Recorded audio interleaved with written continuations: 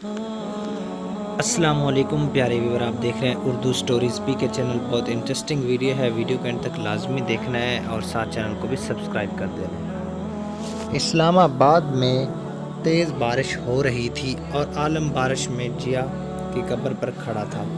उसे वक्त का पता ही नहीं चला। पीछे आहद भी छुप कर जिया की कब्र को देख रहा था। जिया बच्चा, तुम्हें अंधेरे से डर लगता है, इसलिए मैं यहाँ खड़ा हूँ ताकि तुम्हें डर ना लगे। जब तुम सोकर उठोगी ना फिर हम बाज़ार जाएंगे कि तुम अपनी पसंद की हर चीज़ लेना। वो पूरा भीग चुका था। आहद ऐसा ऐसा कदम लेकर आलम के करीब आया और आलम के कंधे पर हाथ रखा। भाई आप चले जाएं घर, मैं जिया के पास रुक जाता हूँ, मैं इसका ख्याल रखूँगा, देखेगा उसे डर नहीं लगेगा। आलम ने आहद का हाथ अपने कंधे से हटाकर उसको ज़मीन पर धक्का दिया। अब कातिल भी किसी की हिफाजत कर सकते हैं, वो सिर्फ जान लेना जानता है। आहद चले जाओ यहाँ से, आज जिया कब्र में है। इसकी उम्र ही क्या थी जो तुमने कत्ल कर दिया इसको। मैं तुमको नहीं जानता, तुम हो कौन? कातिल हो तुम जिया के भी। अभी वो जीना चाहती थी, सिर्फ तुम्हारी वजह से वो कब्र में पड़ी है। दूर हो जाओ मेरी नज़रों से, उससे पहले कि मैं अपने होश खो बैठूं। भाई आप मुझे कसूरवार क्यों ठहरा रहे हैं? इसमें मेरी कोई गलती नहीं है, ये बस एक हादसा था और कुछ नहीं। मुझे दुख हो रहा है कि मैं जिया को बचा क्यों नहीं पाया। ये दर्द मुझे अंदर ही अंदर खाया जा रहा है। आप क्यों नहीं समझ रहे भाई? जितनी मोहब्बत आप जिया से करते हैं उतनी मैं भी करता था। क्या मैं जिया का दुश्मन था जो मैं उसे गिराऊंगा? ज़रा आप सोचे तो सही।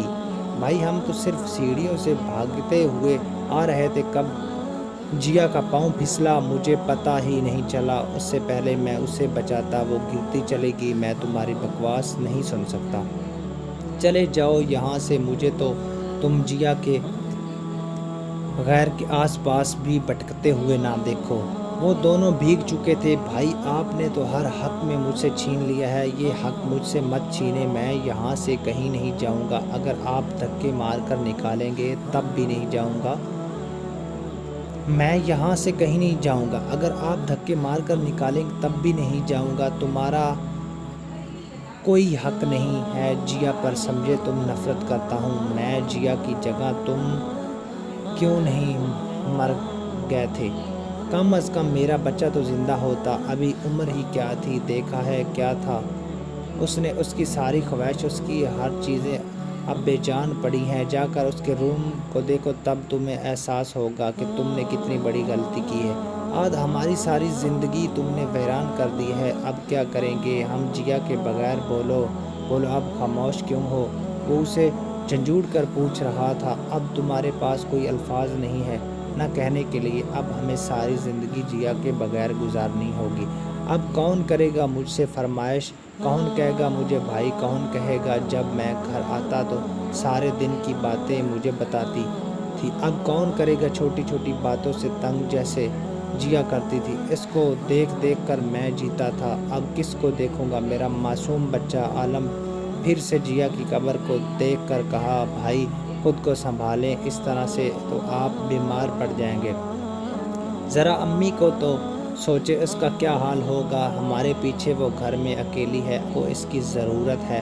आप अम्मी के पास चले जाएं, मैं जिया का ख्याल रखूँगा। एक बात समझ क्यों नहीं आ रही तुम्हें? मैं बार बार कह रहा हूँ कि जिया से दूर रहो और तुम्हें मोम का एहसास करने का कोई ज़रूरत नहीं है, क्योंकि तुमने बहुत बड़ा दुख दिया है मोम को। उससे इसकी बेटी छीन कर वो भी बातें ही कर रहे थे कि कब्रिस्तान में जो गार्ड का काम कर रहा था वो आदमी इन दोनों के पास आया। आप दोनों लड़कियों रहे हैं, यहाँ ऐसी जगहों पर लड़ाई थोड़ी जाता है, यहाँ तो सब फन। लड़कर क्या करना, राहत बहुत हो चुकी है, अब आप दोनों जा सकते हैं। मैं कहीं नहीं जाऊँगा, समझे? तुम आलम ने कहा, और मैं भी नहीं जाऊँगा। बेटा तुम लोग ज़िद छोड़ दो और चले जाओ। देखो कितनी बारिश हो रही है, मैं यहाँ सारी रात कब्रिस्तान में गुजारता हूँ, मैं इनका ध्यान रखूँगा। उसने जिया की कब्र पर इशारा किया तो